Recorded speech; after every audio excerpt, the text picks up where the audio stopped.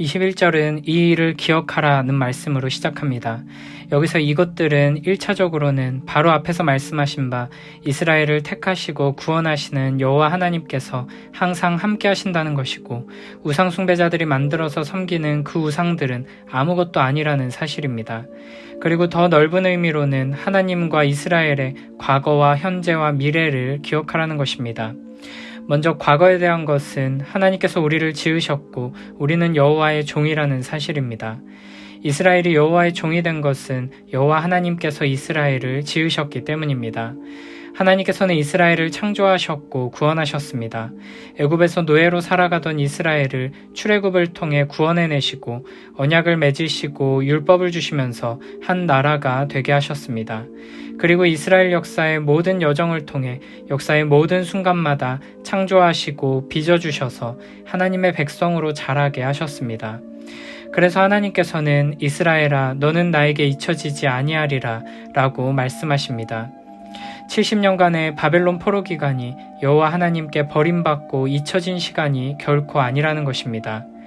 우리는 자꾸만 이 세상의 헛된 메시지에 귀 기울이고 이 세상의 유혹에 넘어가 한눈을 팔다가 하나님의 사랑과 약속을 잊어버리지만 하나님께서는 우리를 결코 잊지 않으십니다.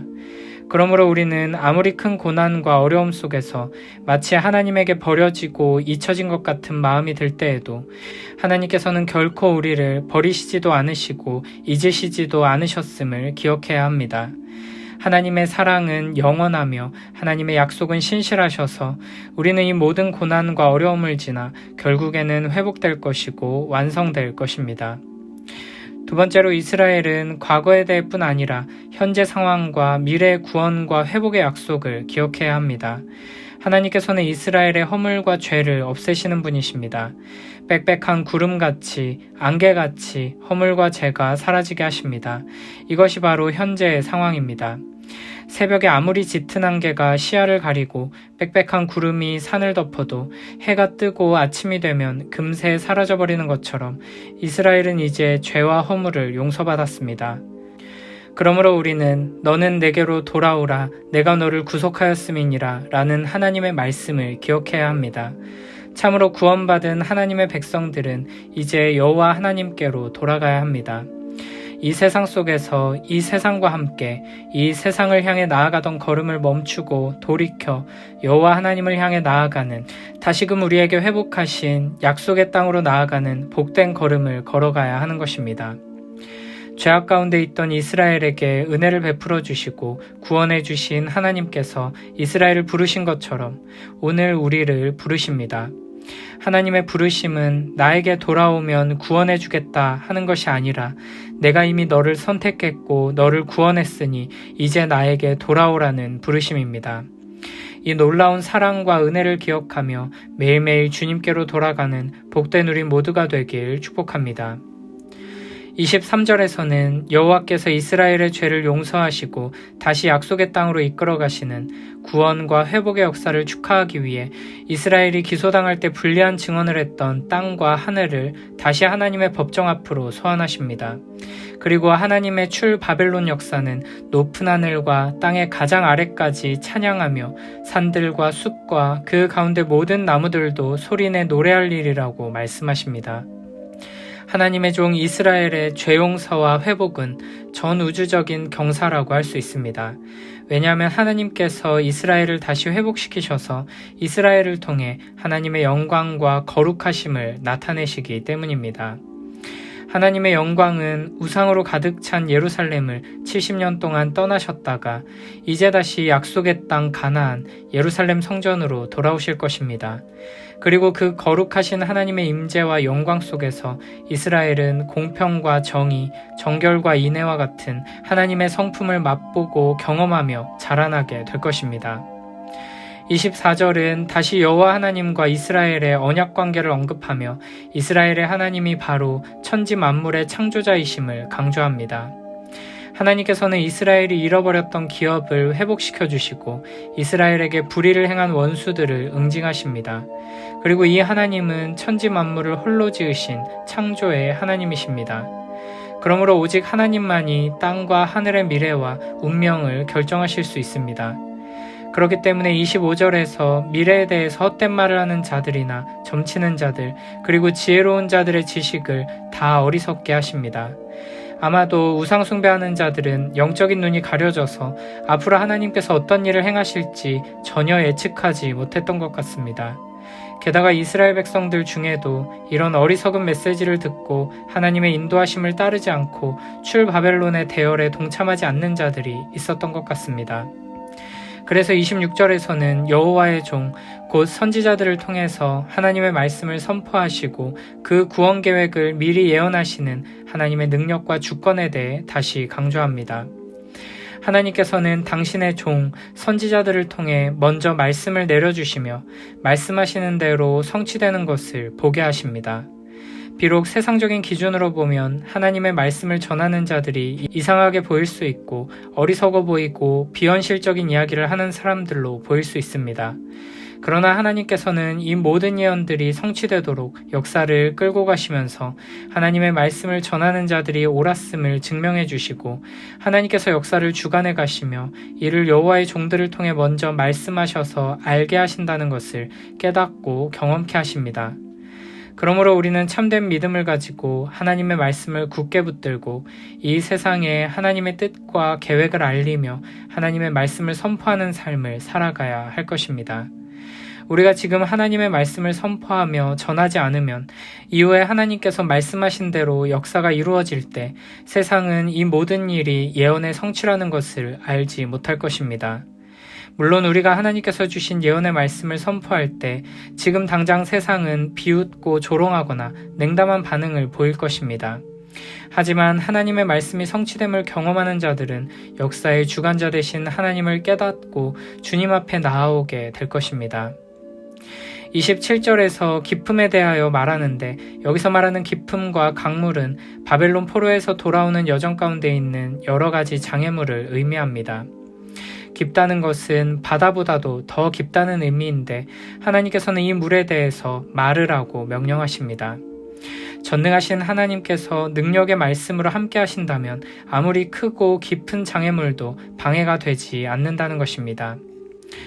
28절에서는 처음으로 고레스를 언급하시는데 내 목자라 그가 나의 모든 기쁨을 성취하리라 라고 말씀하십니다. 그는 예루살렘이 중건되리라 성전아 내 기초가 놓여지리라 라고 말합니다. 고레스가 성취하는 여호와 하나님의 기쁘신 뜻이 바로 예루살렘 중건과 성전 중건이라는 것입니다. 고레스는 26절에서 여호와의 구원을 예고한 예언자의 그 예언을 성취하는 사람입니다. 하나님께서는 이렇게 예언자를 통해 하나님께서 행하실 일들을 예언하시고 하나님의 도구로 쓰임받는 사람들을 통해서 실제로 그 예언이 성취되도록 역사를 이루어 가십니다. 그러므로 우리는 하나님께서 하나님 나라의 역사를 이루어 가시는 이 두 단계 모두에서 여호와의 종으로서의 사명을 감당해내야 할 것입니다. 첫째로는 하나님께서 이루시는 미래에 대한 관점을 가지지 못하고 전후좌우를 구별하지 못하는 이 세상에게 하나님의 역사가 어떤 목적을 가지고 어떤 방향을 향해 나아가는지를 선포하는 예언자적인 사명입니다. 우리는 세상을 향해 하나님의 말씀을 선포하며 하나님의 말씀대로 살아가야 할 것입니다. 그리고 이렇게 하나님의 말씀을 품고 살아가는 여호와의 종들을 통해 이 땅 가운데 하나님의 말씀이 실현되고 성취되면서 하나님의 살아계심과 그 영광이 드러나게 될 것입니다. 그러므로 우리는 우리의 삶을 통해 우리의 가정과 공동체를 통해 하나님의 뜻과 계획이 아름답게 이루어지기를 소망하며 나아가야 할 것입니다. 이를 위해 하나님께서는 우리에게 세상이 가지지 못한 하나님 나라를 향한 꿈을 심어주십니다. 하나님의 마음을 품게 하십니다. 그리고 이 소망을 가진 사람은 삶에서 하나님 나라를 선포하며 그 영광을 찬양하며 소망을 노래하는 삶을 살아가게 됩니다. 바벨론의 포로된 현실 속에서도 예루살렘이 중건되리라 성전아 기초가 놓여지리라 외치던 하나님의 백성들처럼 온 세상이 길을 잃고 헤매는 이 시대에 소망과 생명의 메시지를 전하며 하나님 나라를 이루어가는 복된 우리 모두가 되길 축복합니다. 45장 1절부터 7절에서는 여호와 하나님이 단지 이스라엘만의 하나님이 아니라 온 세계 모든 나라, 모든 역사를 주관하시는 주권자이심을 분명하게 드러냅니다. 그래서 1절에서는 고레스를 기름 부음을 받은 자라고 부릅니다. 이는 메시아라는 단어로 여호와 하나님께 임명받은 대리자라는 뜻입니다. 보통 하나님께서 세우신 이스라엘의 왕이나 선지자들에게 붙여지는 거룩한 호칭을 이방 왕에게 붙이고 있는 것입니다. 앞서 이사야 10장 5절에서는 아수르를 가리켜 여호와의 손에 있는 분노의 몽둥이라고 부른 적이 있고, 예레미야 27장 5절에서는 느부갓네살을 가리켜 여호와의 눈에 보기에 옳은 사람이라고 부른 적이 있습니다. 그러나 고레스에게는 더욱 적극적으로 기름 부음 받은 자라고 표현합니다. 물론 고레스가 하나님을 경외하는 사람이라는 뜻은 아닙니다. 그러나 하나님께서는 하나님의 뜻을 따르지 않고 우상을 숭배하며 자기 뜻대로 행하는 고레스를 도구로 사용하셔서 이스라엘을 회복시키고 성전을 재건하는 일을 이루실 것입니다. 그런 의미에서 고레스를 기름 부음 받은 자, 메시아라고 부르고 있습니다. 하나님께서는 고레스의 오른손을 붙들어 열국이 그 앞에 항복하게 하며 여러 왕들이 허리를 풀어 문들을 열고 그에게 항복하게 만들어주시겠다고 약속하십니다. 고레스는 활짝 열린 성문들을 통과해 전쟁 없이 나라들을 항복시킬 것입니다. 뿐만 아니라 하나님께서는 고레스보다 앞서가서 고레스의 군대가 행진하기에 편하도록 험한 곳을 평탄하게 하며 저항할 만한 나라들의 논문을 쳐서 부수며 쇠빗장을 꺾어주시겠다고 약속하십니다. 고레스가 열국을 정복하고 약탈하는 이 모든 일이 하나님의 오른손에 붙들린 채 행하는 일이라는 뜻입니다. 4절에서는 하나님께서 이렇게 고레스에게 행하시는 이유가 결국에는 하나님께서 택하신 이스라엘을 위함이라고 말씀하십니다. 이스라엘을 구원하시고 복주시기 위해 고레스를 사용하시는 것입니다. 5절은 고레스를 들어 세계 열방을 정복하게 하시는 궁극적인 이유는 고레스에게 이스라엘의 하나님이 유일무이한 참 하나님임을 깨닫도록 하기 위함이라고 말씀하십니다. 하나님의 최고의 관심은 여호와 하나님 외에 다른 신이 없다는 사실을 온 세상이 깨닫게 되는 데 있습니다. 43, 44장을 보면 하나님께서는 온 세계 열방 가운데 여호와 하나님만이 유일하신 참 하나님이시며 온 세상을 통치하고 다스리시는 전능하신 왕이심을 증언하는 사명을 이스라엘에게 주셨습니다. 그러나 이스라엘은 이 사명을 수행하기는커녕 불순종하며 우상 숭배에 빠져 하나님의 저주와 심판을 받게 되었습니다. 그래서 이제 하나님께서는 하나님을 알지 못하는 고레스의 허리띠를 동여매며 해 뜨는 곳에서든지 지는 곳에서든지 고레스의 패권이 미치게 하심으로써 오직 여호와 하나님만이 온 세상의 유일하신 참 하나님이심을 선포하려고 하시는 것입니다. 여기서 해 뜨는 곳에서든지 지는 곳에서든지는 동쪽 끝과 서쪽 끝을 가리키는 비유이며 정복 가능한 모든 세계를 의미합니다. 놀랍게도 이방 왕이 힘을 얻어 세력을 넓히면 넓힐수록 하나님의 뜻이 이루어지고 하나님의 영광이 더욱 분명히 드러나게 된다는 것입니다. 이를 통해 우리는 때로는 우리 기준에서 볼 때 하나님의 뜻과 가장 멀어 보이는 일들이 하나님 나라와 정반대되는 것 같은 일들이 하나님의 뜻을 이루고 하나님 나라를 세우며 하나님의 영광을 드러낸다는 것을 알게 됩니다. 우리 기준으로는 하나님의 백성들이 바벨론의 포로가 되는 일, 그리고 그 바벨론을 멸망시키는 더 강력한 제국이 일어나 온 열방을 정복하는 일은 하나님의 나라와는 거리가 멀다고 생각하기 쉽습니다. 다시 이스라엘이 회복되고 바벨론이 멸망하고 이스라엘이 재건되는 것이 아니면 아무 소용이 없다고 생각하기 쉽습니다. 물론 궁극적으로는 그렇지만 하나님께서는 하나님의 백성들이 멸망하고 포로로 끌려가는 장면을 통해서도 영광 받으시고 하나님의 백성들은 여전히 비참한 상태에 머물고 있으면서 하나의 제국이 무너지고 또 다른 제국이 세워지는 일을 통해서도 영광 받으십니다.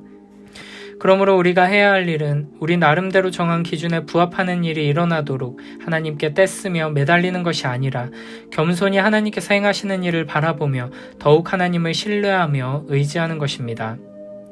7절은 하나님께서 빛과 어둠, 평안과 환난 모두를 창조하시며 행하신다는 것을 강조합니다. 어떤 이들은 이 세상을 빛의 신이신 하나님과 어둠의 신인 사탄의 전쟁 속에 있는 것으로 생각합니다. 그래서 좋은 일이 생기면 하나님께 감사하지만 나쁜 일이 생기면 사탄의 짓이라고 생각하거나 사탄의 공격을 제대로 막지 못하면 하나님의 나라가 무너지고 하나님의 뜻이 이루어지지 않을 것처럼 불안해합니다. 그러나 우리 하나님께서는 빛과 어둠 모두를 창조하신 분이시며 평안을 주실 뿐 아니라 환난을 내리기도 하시는 하나님이십니다. 이 세상 모든 것들이 다 하나님의 손 안에 있으며 모든 일들이 하나님의 계획 안에서 하나님의 뜻대로 이루어진다는 것입니다. 하나님께서는 하나님의 백성들을 보호하시고 인도하시며 하나님의 말씀에 순종하는 자들을 통해 하나님의 나라를 세우기도 하시지만 하나님을 알지 못하는 자들의 모든 것을 통해서 동일하게 그 일을 하시고 심지어는 하나님을 적극적으로 대적하는 이들을 통해서도 하나님의 뜻을 이루십니다. 그러므로 우리는 어떤 상황 속에서도 하나님의 전능하심과 지혜 그리고 그 사랑과 언약의 신실하심을 굳게 믿고 의지하며 하나님을 바라보며 하나님의 말씀과 그 약속을 기억해야 할 것입니다. 신명기 8장 11절에서는 이렇게 말씀하십니다. 내가 오늘 내게 명하는 여호와의 명령과 법도와 규례를 지키지 아니하고 내 하나님 여호와를 잊어버리지 않도록 삼갈지어다. 아멘. 우리는 하나님의 말씀과 하나님의 사랑, 우리에게 주신 그 약속과 소망을 잊지 않기 위해 노력해야 합니다. 잘 알고 있고 믿고 있다고 생각하다가도 가만히 있다 보면 자꾸만 잊어버리는 것이 우리의 현실입니다. 기억하기 위해 힘써 노력하지 않으면 조금씩 잊게 되고 계속 실수하고 넘어지게 됩니다. 그러므로 우리는 매일매일 잊지 않기 위한, 기억하기 위한 싸움을 치열하게 싸우며 하나님의 말씀 앞에 나아가야 할 것입니다.